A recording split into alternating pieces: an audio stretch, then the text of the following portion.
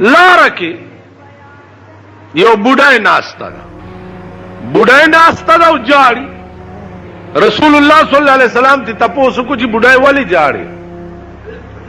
ورته صاحب د یو يهودي نوکر ما سکار پسې را لېږلی ما لیټ شم، شپه را باندې تېره شو، اوس یریږم دا سامانم نشم وړی، تبي نیولې او چې ورشم الټه به مې وهي. رسول الله صلی الله علیه وسلم ورته وفرمایل چې بیبي خفه کېږه ما، راځه دا پنډوکی به م در سره زه یوسمه او ستا مالک ته به شپارسم وکم، تا به وهیم نه.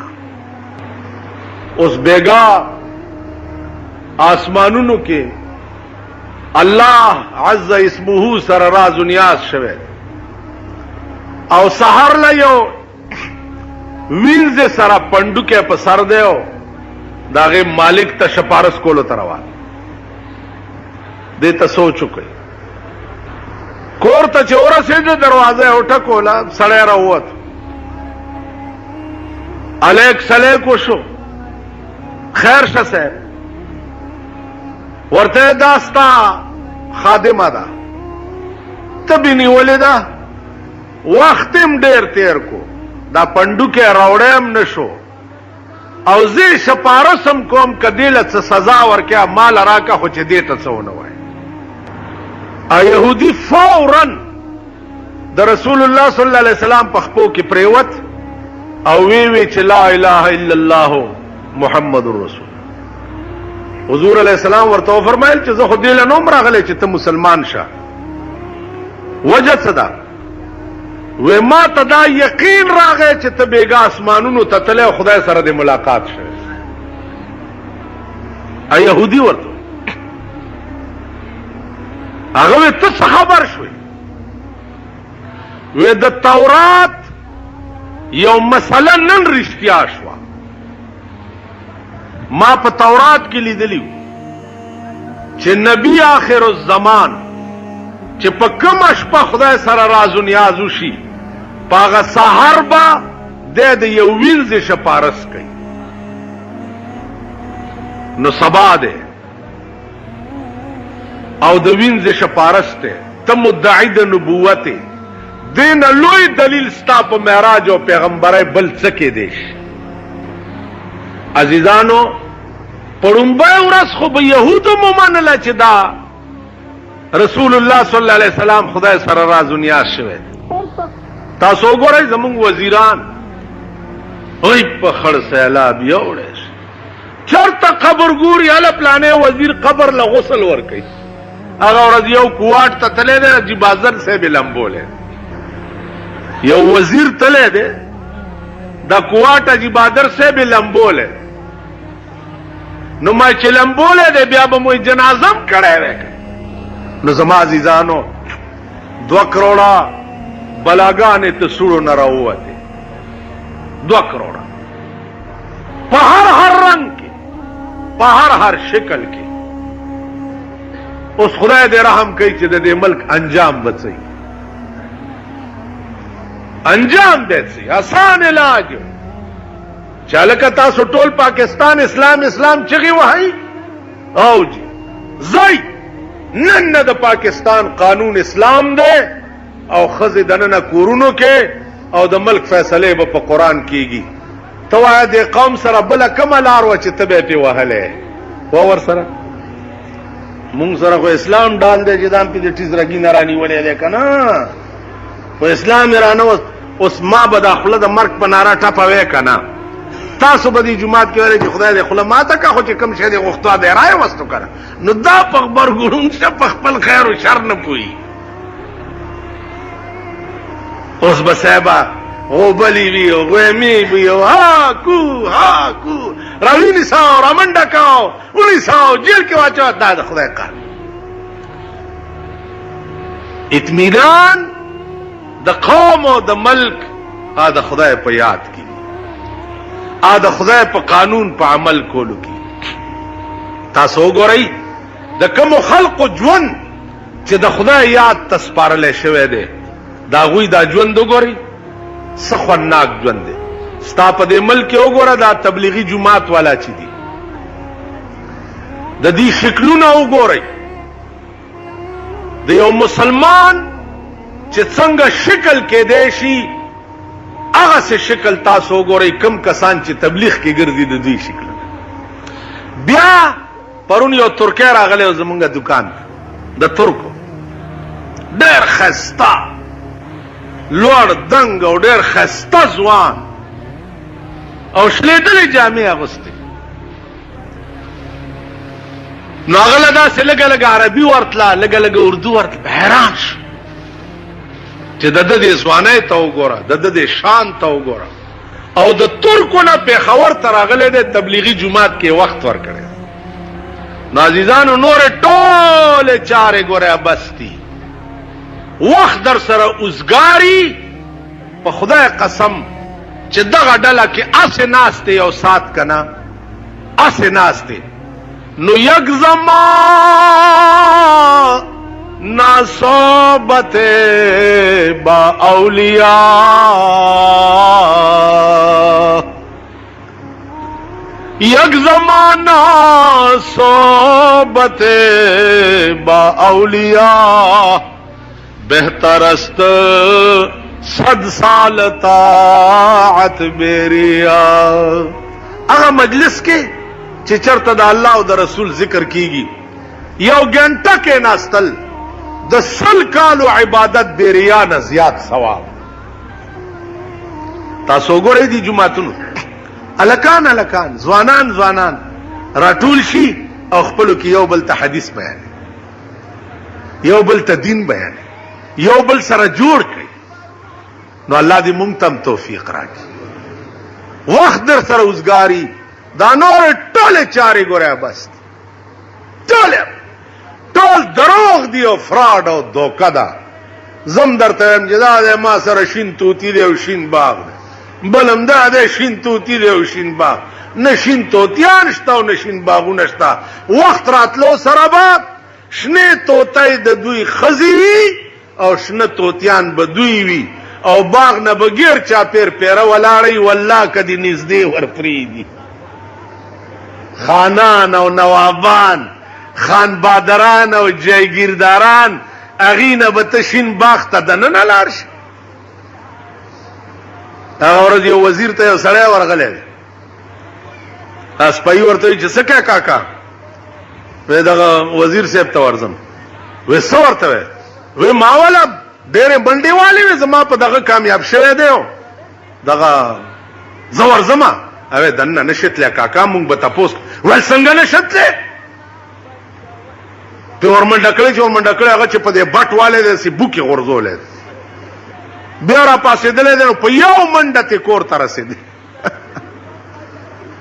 دا شنه توتیان او شنه باغونه خانان او جوابان او جایگیردار او خان بادران چې په دې ملک کې وي نشین باغ شته او نشین توتی شته او نشین چمن شته. تاسو هم دغه د منګکانو وروڼه یئ منګکه خاورې کنه او خاورې دې په دغه. نو عزیزانو عرض داو چې رسول الله صلی الله علیه وسلم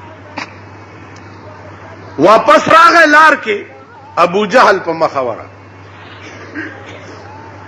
حضور علیہ السلام ته وایي چې وایه کنه نن د اسمان څه نوی تازه خبر شته.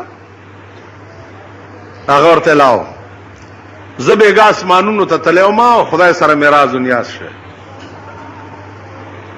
ورته ته اسمان ته تللی ویلی او وی دا به د بل چا په مخ کې دا خبره وکړي ورته وی چې څوک دې خوښه وي د هغه په مخ کې به ابو جهل په منډه تللی ابو بکر صدیق ته وایي چې راشه که نن دې د یار خبرې واورېدې اریان بشه.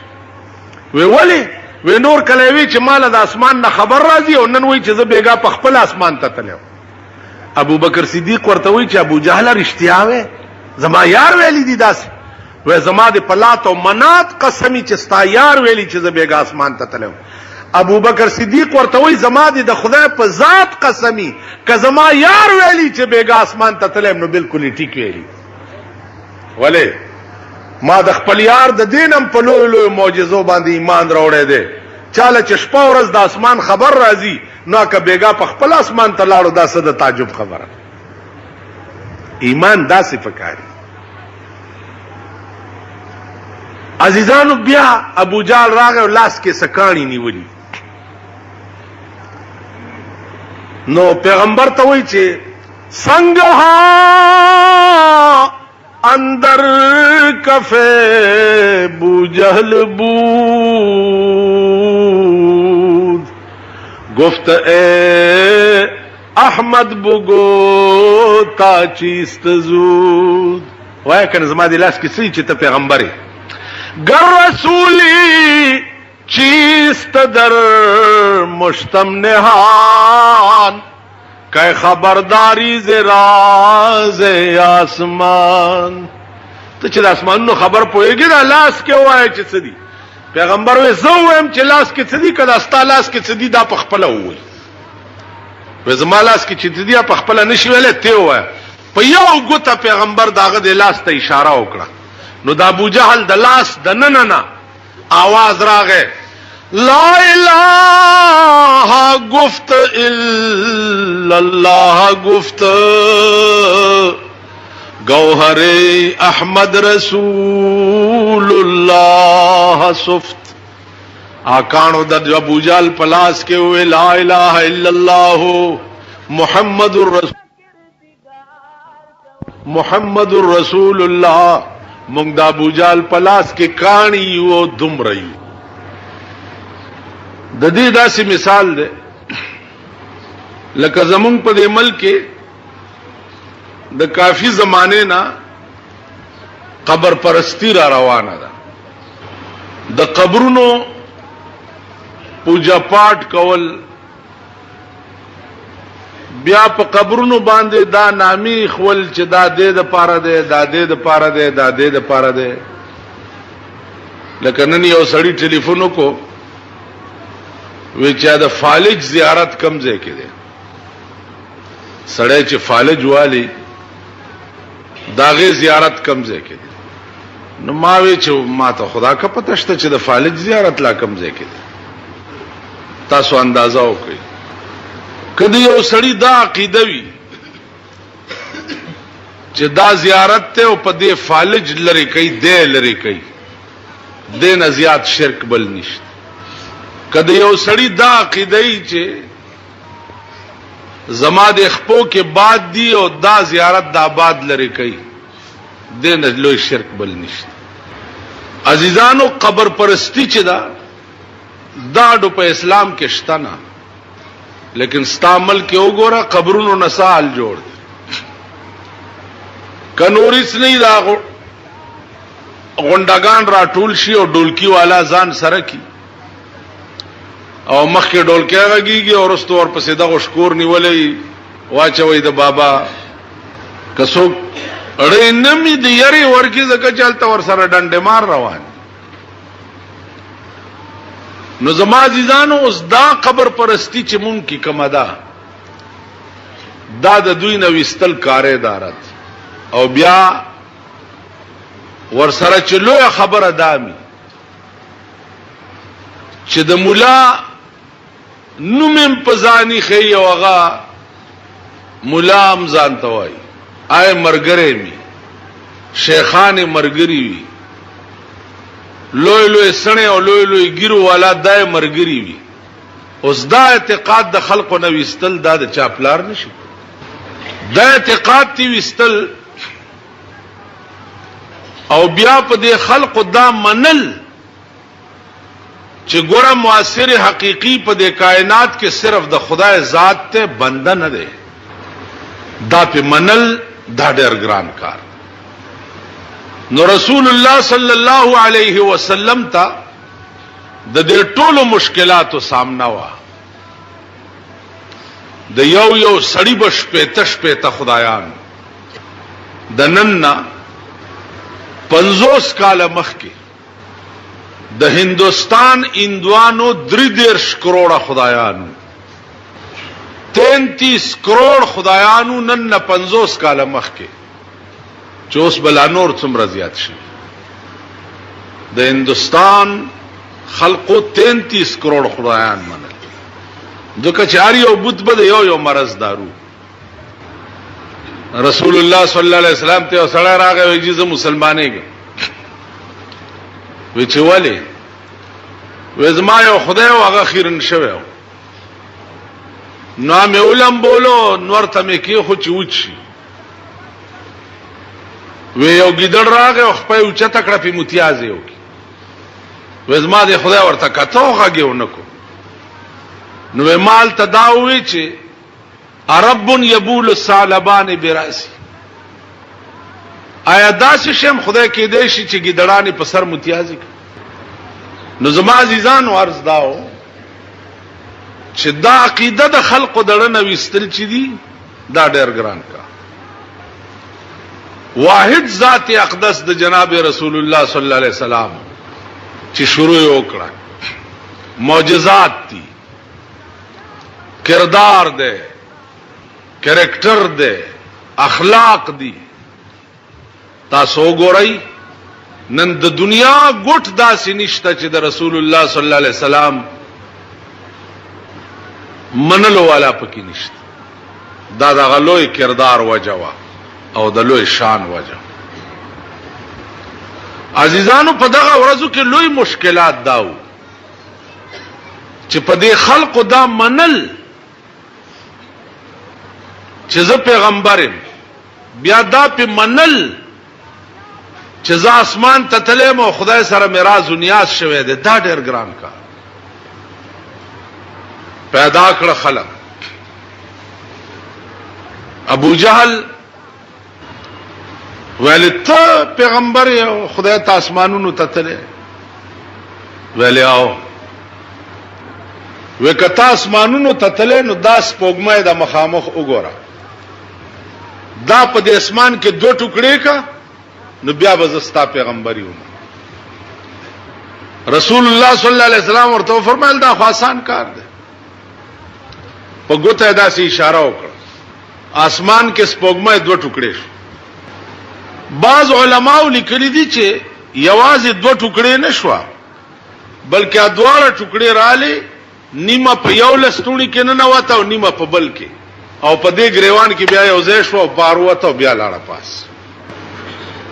عرض داو چې ابو جهل وسوي ابو جهل اوفوي جادوګر خو ډېر لوی جادوګر چې اسمانه پورې دیم جادو رسي. بیا بار لاړ او راغو لاس کې کانی نیولې. حضور علیہ السلام ته وایي چې گر رسول چیست در مشتم نهان کته رسول نو ازما د لاس کې سدي. رسول الله صلی الله علیه وسلم ورته فرمایي څه ورته وایي گر رسول چیست در مشتم نهان کہ خبرداری ز راز آسمان. کته رسول نو زما د لاس کې وایي څه دي چې د اسمان نه خبرونه راځي نو دا دومره لند شیخ به خوده شي چې زما د لاس کې. حضور علیہ السلام ورته فرمایل چې زه وایم چې ستا لاس کې څه دي او کدا ستا لاس کې څه دي دا په خپل وایي ونه زما لاس کې چې څه دي هغه نشي ویلې تی وایي. رسول الله صلی الله علیه وسلم په یو ګوتا الاس ته اشاره وکړه داسې سره د ابو جهل لاس کې کانو ویلې چې لا اله الا الله محمد رسول الله مونږ کانی یو دومره یو. هغه کانی ابو جهل لعین په دې ځمکه راوښته وې په دې جادو. تاسو خیال راغی داغه مشکلاتو چې د پیغمبر ور سره مخ. ابو بکر صدیق چون کې په ابتدا کې مسلمان شوی هغه بیا د مونږ کولو د پاره چې کوم مشکلات عقل بم حیران شي چاموز باغ کولو د خلق به ورته رنگ رنگ تکلیفات رسول. عزیزانو رسول الله صلی الله علیه وسلم معجزات د حد زیات حد اوس یو ټکه یاد کړئ چې یو معجزه ده او یو کرامت ده. معجزه چې دا هغه هم د پیغمبر په اختیار کې نه او کرامت چې ده هغه هم د ولی په اختیار کې نه. کرامت وای خرق العادت تا خلاف عادت د ولینا یو کار صادریدل دیتا کرامت. معجزه وای دیتا چې مقابله کې بل سره عاجز شي او داغه جواب نشي کول دیتا معجزه وای. مقابله کې یو سره عاجز شي او داغه جواب نشي. دا معجزات چې دي بیا الله پاک ټول پیغمبرانو ته ور